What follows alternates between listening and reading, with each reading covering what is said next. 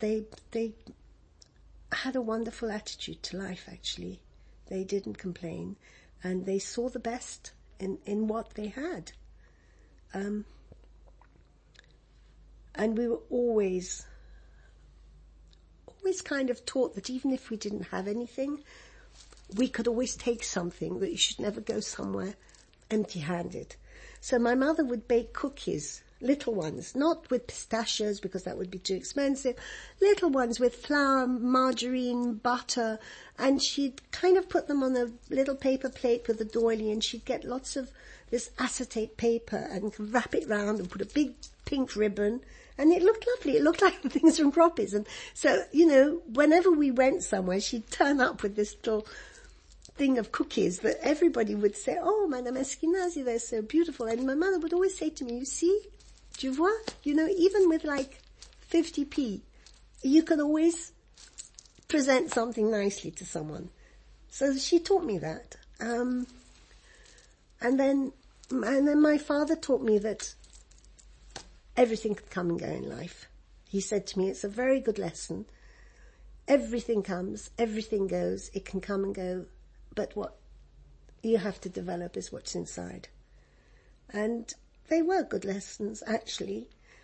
And I don't think they talked about Groppies, they talked about the food, they talked about, Café Riche, they talked about Alexandria, but did they complain? No. Did they want to go back? No.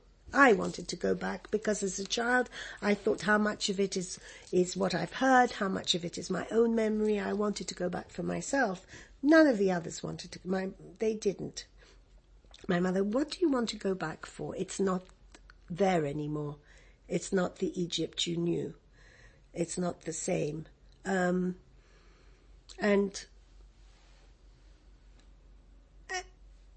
And they were, my mother liked Birmingham, which I could never understand.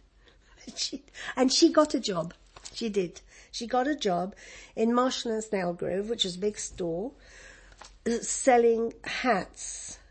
And she also, don't ask me how, became the agent for this little hat company that made hats with feathers. And because she had a French accent, they all thought, "Oh, madame," she sounded charming, she would say, "Oh, you look so beautiful in this. Oh, it's chérie, it suits you so well." And of course this went down very well in Marshall and Snellgrove.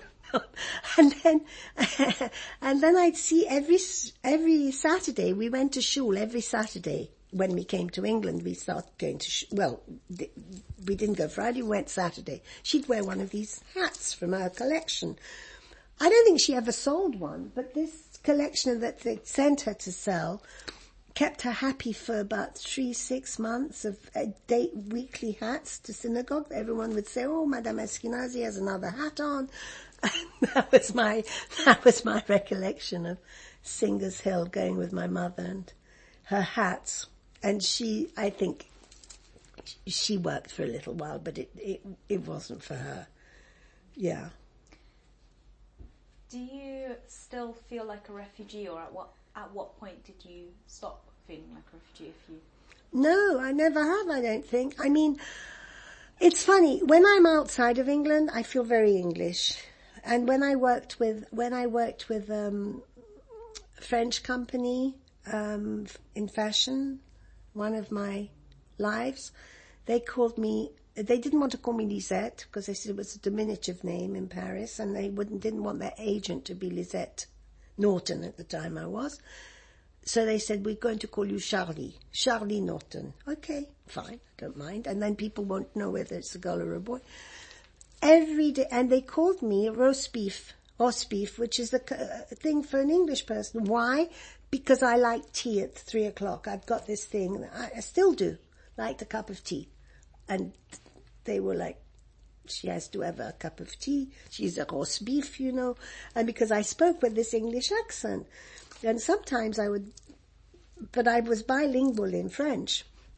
And my French was a very old French, and it would make them laugh because they'd say, we haven't heard this French for, 30 years. The expressions were very old. I guess it's like when Indian people learn to speak English sometimes and they have this sort of old expressions. Anyhow, so I always feel very English, British when I'm abroad.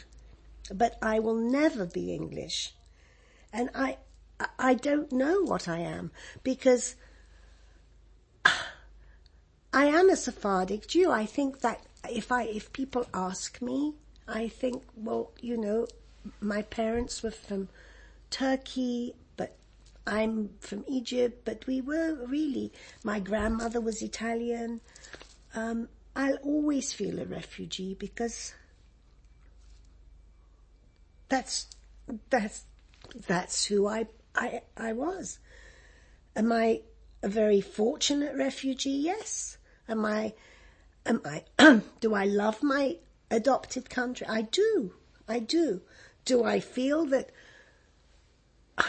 I would be always accepted or belong here? No. And when I see what's been going on and when I see what's been going on in the past, did I feel that being Jewish was a kind of a problem or a threat?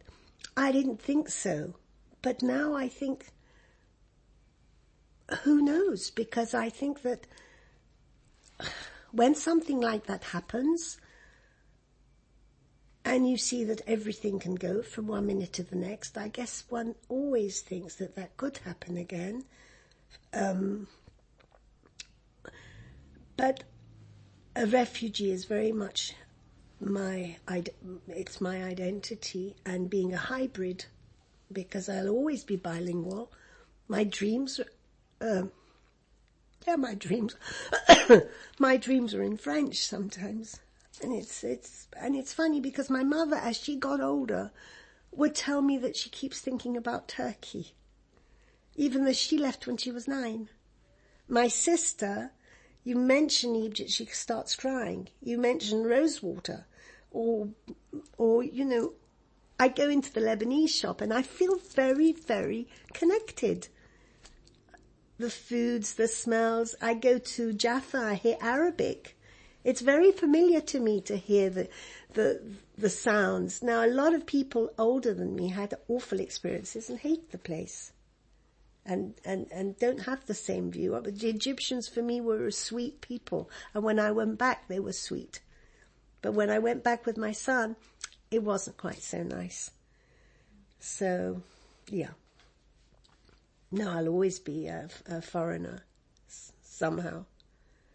I feel at home in Israel, interestingly enough. Now, not then, but now. Now because it's become very multicultural. Now because I see Ethiopians and Eritreans and Filipinos and in Tel Aviv. Nowhere else. I couldn't feel at home anywhere else. But Tel Aviv, I feel very myself. Tel Aviv, Jaffa, South Tel Aviv. I've got Arabic, Hebrew. I go to the market. Hebrew I don't know, but I love going to the market. It reminds me. The same foods, the same sunset. So that feels to me like a place I can be myself and I fit in, so that's only really in the last 10 years that I would say that to you. Before that, I would say I didn't have anywhere where I felt that way.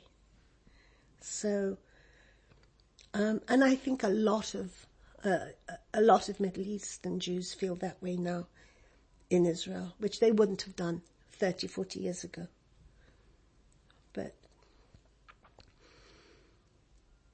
yes, I'm a refugee deluxe, as someone say, or Bohemian deluxe. Yes.